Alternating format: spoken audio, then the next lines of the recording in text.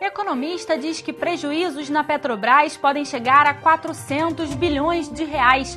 Região dos Lagos desperdiça 30% da água tratada. Rio de Janeiro é um dos estados que mais recebem recursos para combate ao consumo do crack. O Jornal da Alerj começa agora.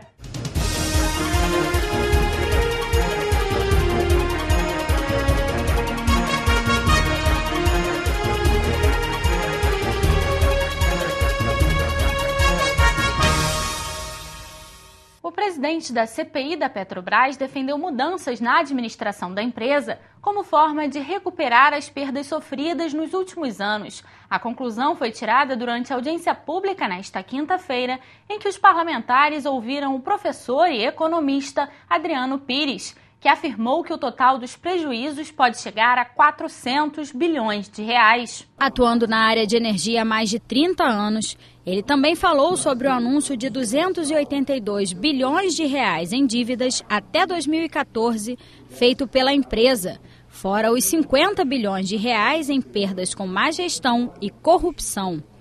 Ele avalia que só com o controle do preço dos combustíveis, o prejuízo chega a 100 bilhões de reais, além dos empréstimos bancários e outros problemas. Ele afirmou ainda que a crise econômica do Brasil não vai passar enquanto o caso da Petrobras não tiver uma solução. Primeiro, o governo deixar de tratar a Petrobras como instrumento de política econômica, deixar de tratar a Petrobras como instrumento de política partidária, de política industrial, dar uma autonomia ou um mandato para a atual direção da empresa, né? E como acionista majoritário, no final do ano, ir lá pegar o dividendo, cobrar se a empresa está tendo uma gestão eficiente, visando lucro, né? E pegar o dinheiro e usar onde ele achar melhor, né? Então é preciso mudar isso, porque se a gente não mudar, a gente vai caminhar para uma Petrobras cada vez mais fraca, né? E acho que é obrigação de todos nós, né, brasileiros, em particular nós do Estado do Rio, de achar soluções rápidas para a Petrobras e cobrar isso do governo, né? Porque a crise que o Rio de Janeiro está passando hoje, que o Brasil também passa, ela só vai sair, só vai acabar se a gente encontrar uma solução adequada para a crise da Petrobras. Adriano Pires explicou à CPI os modelos de exploração adotados pela companhia desde 2001 e que trouxeram investimentos significativos para o país, especialmente a partir de 2003. O estado do Rio passou a ser fortemente beneficiado com o recebimento de royalties e participações especiais. Com a mudança para o modelo de partilha em 2010, o governo interrompeu um ciclo de leilões de petróleo, considerado pelo economista um dos maiores erros econômicos e que até hoje prejudica o Rio de Janeiro. Com os impactos da Operação Lava Jato e a queda recente do valor do barril de petróleo, estados e municípios produtores enfrentam uma grave crise. Mas a gente também tem que discutir, junto com os prefeitos, junto com o Tribunal de Contas, porque os municípios também produtores de petróleo há muito deixou de arrecadar as suas receitas mais importantes, que são ISS, IPTU, entre outros. Então, se usou os recursos dos royalties, muitas vezes para pagar shows milionários, e hoje os municípios têm um risco de perda. Então, a gente tem que separar muito o que é a má gestão da Petrobras, o mesmo corrupção e a queda do preço internacional. E a gente espera que a CPI aqui possa dar um caminho, né, para os municípios e para o governo do Estado. O deputado Luiz Paulo, relator da CPI, comentou os dados fornecidos por Adriano Pires e falou sobre como eles vão ajudar o trabalho da comissão. Nós temos corrupção 6 bilhões e prejuízo de gestão de responsabilidade da Petrobras, né, na ordem de 33 bilhões, isto é, praticamente 6 vezes o prejuízo que foi da corrupção.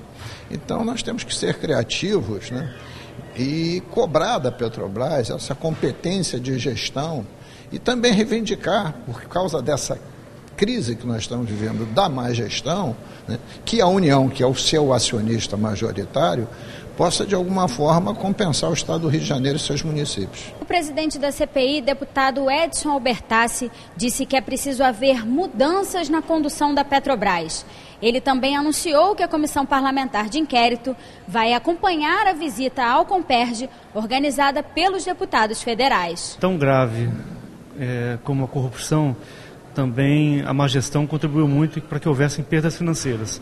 Então esse é um ponto que ficou muito claro hoje, e o Dr. Adriano Pires fez um esboço, não é, de ordem cronológica dos últimos 10, 12 anos, evidenciando toda a condução negativa a partir da descoberta do pré-sal. Ali, de fato, houve uma interrupção de um projeto que vinha dando certo na gestão da Petrobras. Então, em 2010, a gente passou a ter essa dificuldade no gerenciamento, na alteração da forma de contratação. Agora, eu acho que a frase principal de hoje, que o Adriano colocou na CPI, foi a refundação da Petrobras. Então, eu acho que essa é a grande frase. Nós temos que refundar a Petrobras para que o Rio de Janeiro e o Brasil, de fato, tenha uma empresa pujante e forte como da criação e a visão na criação da Petrobras. Nós vamos acompanhar a CPI da Câmara Federal no dia 8, na visita ao Comperj, e a partir daí faremos as convocações, tanto de pessoas ligadas à Petrobras, e também buscaremos ouvir também a Agência Nacional de Petróleo. A Comissão Parlamentar de Inquérito que investiga a crise hídrica no Estado e a transposição do Rio Paraíba do Sul quer propor metas para que as concessionárias que prestam serviço de abastecimento de água no Estado reduzam suas perdas físicas. Nesta quinta-feira, a CPI ouviu o presidente da Prolagos. A Prolagos é a concessionária responsável pelos serviços de saneamento básico e abastecimento de água dos municípios de Cabo Frio, Búzios, Iguaba Grande e São Pedro da Aldeia. Para Arraial do Cabo, presta apenas o serviço de abastecimento de água. São 395 mil habitantes. 96% da área urbana desses municípios é coberta pela rede de distribuição de água. Já a rede coletora de esgoto chega a 77% de cobertura nas 6 estações de tratamento. Segundo o presidente da Prolagos, existe uma perda física na distribuição da água e também por causa de furto, de 30%. A Prolagos tem contrato para realizar este serviço até 2041, com previsão de investimento de 180 milhões de reais. Carlos Henrique Roma disse que a concessionária está estudando a ampliação desses recursos. A Prolagos vem investindo, está procurando tecnologias em locais que já passaram por problemas de perda, tecnologias fora do Brasil. Nós estamos com uma tecnologia israelense hoje, inclusive, para minorar essas perdas. E cada vez mais a gente poder baixar essas perdas. E quando você baixa a perda, você tem uma oportunidade de estar captando menos água na adução na represa. E a gente entende que é necessário a gente aumentar os investimentos. A gente tem procurado outras parcerias com o FECAM, com os municípios através do ICMS Verde, para que a gente possa aumentar os investimentos, fazer mais obras e trazer para a população a um custo muito mais tranquilo, porque não vai reverter essas questões do FECAM, dos investimentos do FECAM e do ICMS Verde, não vai reverter na tarifa. E a gente vai conseguir melhorar a condição do saneamento da região dos lagos, que é uma das melhores do estado do Rio de Janeiro. O presidente da CPI, deputado Luiz Paulo, considerou alto o percentual de perda física apresentado pela Prolagos e disse que um dos principais objetivos dessa comissão é propor metas para diminuir a perda física das concessionárias. Uma das questões que estamos aqui centrados e querendo que diversas concessionárias venham aqui, exatamente para a gente ter uma ideia dessas perdas físicas, para que, com uma das propostas, que a gente possa botar metas de redução dessas perdas físicas em todas as concessionárias de curto prazo. Né? Porque eu digo, na SEDAI, uma perda física de 45 metros cúbicos por segundo, que é o que ela produz, representa praticamente 13 a 14 metros cúbicos por segundo. Se você observou, 13 a 14 metros cúbicos por segundo que é perdido aqui, é 3 vezes a produção da Prolagos. Né? Então, essas perdas físicas, no meu entendimento, elas precisam ser reduzidas à metade para estar em indicadores compatíveis. O presidente da CPI disse também que quer saber qual será o investimento real da Prolagos até o final da concessão do serviço e qual será o impacto desse investimento na tarifa da população atendida pela Prolagos. Eles ainda têm que cumprir uma meta de 100% do esgoto, porque eles já atingiram 75%, e tem que ter uma meta de 100% de água, tendo já atingido 93%. E tem que reduzir brutamente essas perdas de 30% para 15%. Investindo 6 milhões por ano, não dá. Então, o que nós queremos saber é que número real precisa ser investido, né? E qual é o impacto desse número na tarifa. Porque não dá para trocar investimento por prazo de concessão, porque o prazo de concessão já está lá em 2040. A comissão também ouviu a diretora do Comitê de Bacias Hidrográficas Lagos São João, Dalva Mansur. O comitê foi criado em 1998, visando o aproveitamento sustentável dos recursos naturais e a recuperação ambiental, e é responsável pela gestão das águas e do saneamento. Abrange os municípios de Arraial do Cabo, São Pedro da Aldeia, Cabo Frio, Araruama, Búzios, Casimiro de Abreu, Silva Jardim, Rio Bonito e Cachoeiras de Macacu. Para a diretora do comitê, não existe crise, e sim desafios. E o principal é a educação. A educação das pessoas que precisam reconhecer a importância da floresta, a importância de coletar o seu lixo, mandar para reciclagem aquele que é necessário, não jogar na beira do rio, né? Porque sofá dentro de rio não tem graça. As pessoas que precisam identificar que, uma vez colocada a rede separativa, eles têm que ligar o seu esgoto lá, e eles não ligam por preguiça, por descaso, é falta de educação básica, não é nem educação ambiental, é saber que onde termina o meu direito começa o do outro. E por isso eu tenho que preservar o meu lixo, tenho que preservar o meu esgoto, tenho que preservar a árvore que está na rua, não posso desmatar, não posso botar fogo na floresta, porque para não haver, nós não temos crise hídrica porque nós temos alguma floresta, mas nós precisamos ter mais, porque para chover você tem que ter floresta. Dados do governo federal mostram que o Rio de Janeiro é um dos estados que mais recebem recursos para o combate ao consumo do crack. O Programa Nacional realiza uma ação integrada entre as áreas de saúde, educação, assistência social, direitos humanos e segurança. 4 bilhões de reais foram disponibilizados em 2011, quando o programa foi criado. Ainda restam 400 milhões de reais disponíveis para investimentos em prevenção, tratamento e apoio aos usuários de crack.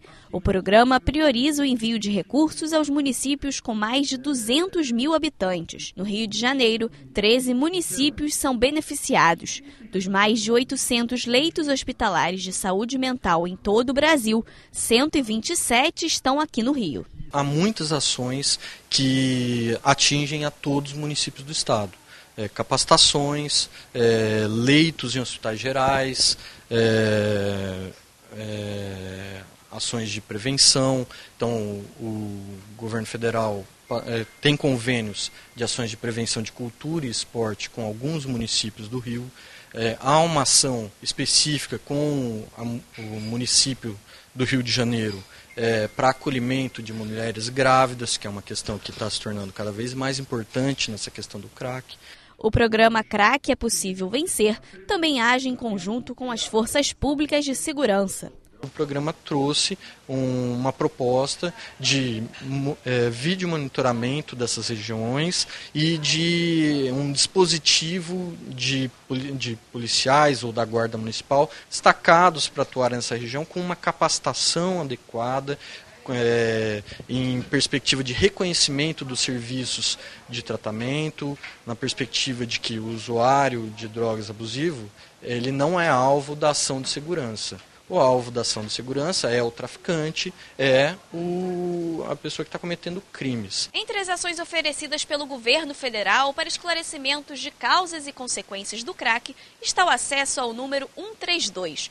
Ligando para este número, qualquer pessoa da população, seja ela usuária de crack ou não, tem acesso a profissionais capacitados no combate ao crack.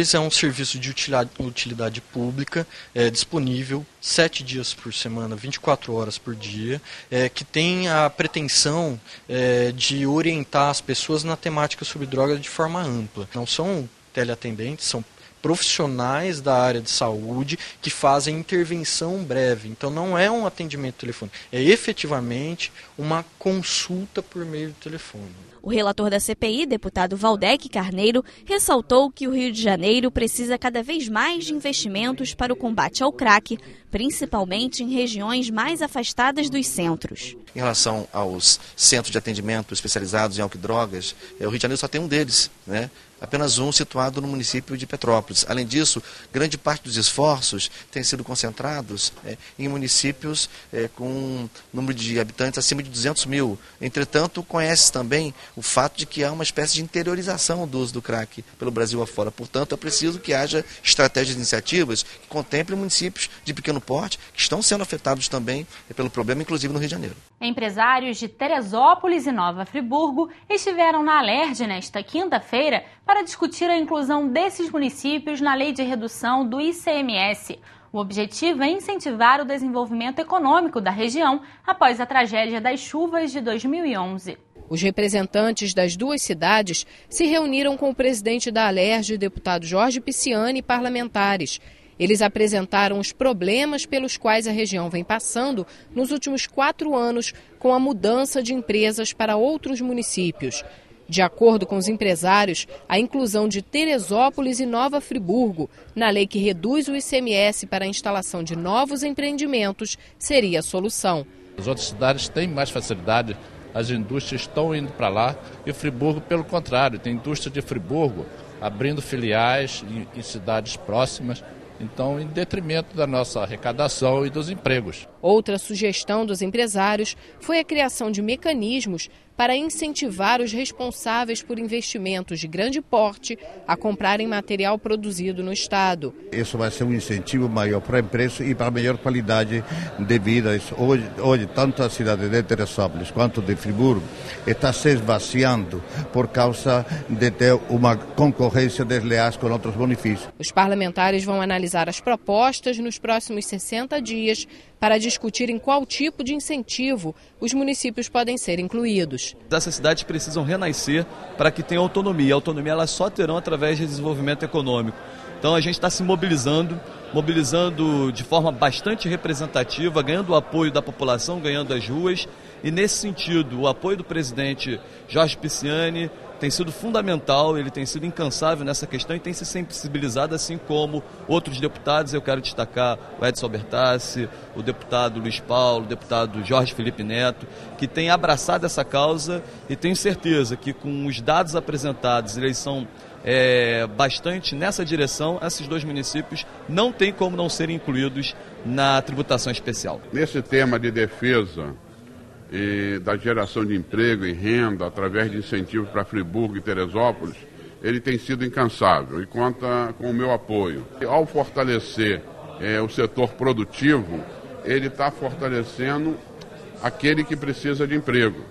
Então, para mim tem sido uma surpresa assim muito grande, mas sobretudo uma alegria a convivência com o deputado Anderson. A Alerj vai discutir políticas públicas de habitação e remoção de famílias em todo o estado. Para isso, os parlamentares da Comissão de Habitação vão ouvir autoridades e líderes comunitários. A reunião extraordinária desta quinta-feira foi marcada para avaliar as ocupações urbanas na cidade do Rio de Janeiro.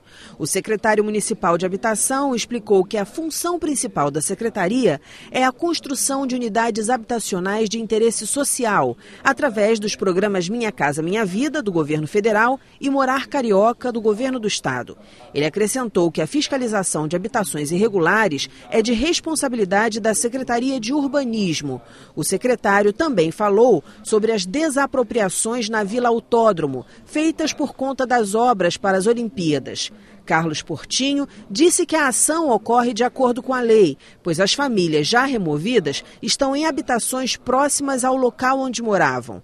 Mas ele acrescentou que o problema social só será resolvido com o desenvolvimento de projetos de capacitação profissional e renda para a população. É um dever, e eu vejo assim, e é isso que eu quero intensificar na Secretaria do Estado, em desenvolver projetos de capacitação e geração de renda dentro desses conjuntos, desses condomínios, para que aquela população possa se preparar melhor para as novas relações e para o mercado de trabalho e que com isso o Estado se faça presente em todos eles. O secretário chamou atenção ainda para a tendência de crescimento da cidade e para a necessidade de reflexão e planejamento na construção de novas unidades habitacionais. E é muito natural que esses empreendimentos se concentrem hoje na Zona Oeste, muitos deles, porque é o desenvolvimento natural da cidade e que se desenvolva de forma ordenada, porque se é para lá que a cidade vai crescer, e parece que é desde a década de 80, né, se o Estado não prover de forma ordenada esse desenvolvimento, ele vai se dar de forma desordenada. Então, o que eu quis dizer é que eu acho que você deve conjugar esse expansionismo, né, dos limites territoriais da cidade, né, para mais distante do centro, com projetos também no centro da cidade. Teremos na comissão, né, já agendado o nosso secretário de Habitação Estadual, Bernardo Rossi, a Mayumi, que é a presidente do ITERJ, e os movimentos. Teremos várias audiências e vários encontros de debate para discutir e encontrarmos soluções indicativas para a questão da política habitacional no Estado do Rio. E claro que isso envolve vários programas sociais. Não tem como a gente pensar em dar uma moradia sem pensar na capacitação, na geração de emprego, na qualidade de vida dessas famílias que vão ser desalojadas, né, para um outro território. Então, a intenção maior é criar uma integração das secretarias municipais com todas as esferas. Acho que quanto maior o diálogo, melhor, né, e mais fácil de nós encontrarmos as soluções com mais agilidade, mais rapidez para o atendimento dessas famílias. O deputado Edson Obertassi foi eleito nesta quinta-feira presidente da Comissão de Constituição e Justiça. O parlamentar vai ocupar a presidência no lugar do ex-deputado Domingos Brazão, que foi eleito para o Tribunal de Contas do Estado. A satisfação de ter sido eleito presidente da Comissão de Justiça, eu acho que é importante para o meu mandato e com certeza vou poder contribuir muito ali. E a minha intenção como presidente é criar caminhos para que a gente tenha ali um norte de pareceres, como acontece hoje já em tribunais de contas, até mesmo em colegiados, como mesmo no Congresso Nacional em algumas comissões. Eu acho que a gente pode caminhar nesse sentido, buscando ali alternativas dentro da equipe técnica, de se criar um corpo instrutivo para nortear os votos, para nortear os deputados nos votos que eles podem dar. Então, o deputado recebe aquele parecer prévio que vem dessa equipe técnica e ele emite o voto favorável ou não, segundo a sua consciência. Mas, pelo menos, a gente cria um caminho para que não ocorram, como hoje, situações de divergências na própria comissão. Acompanhe agora as informações do plenário com Fernanda Nogueira. Nesta quinta-feira, os parlamentares mantiveram 7 vetos do governo a projetos aprovados na Alerj. Entre eles, o que rejeita a proposta da ex-deputada Inês Pandeló, que autoriza a distribuição de kits para teste de gravidez nas farmácias populares do Estado do Rio. Outros 2 projetos foram retirados de pauta a pedido dos autores. O Jornal da Alerj fica por aqui. Você pode acompanhar a programação também em nosso site e pelas redes sociais. TV Alerj, o canal do povo fluminense.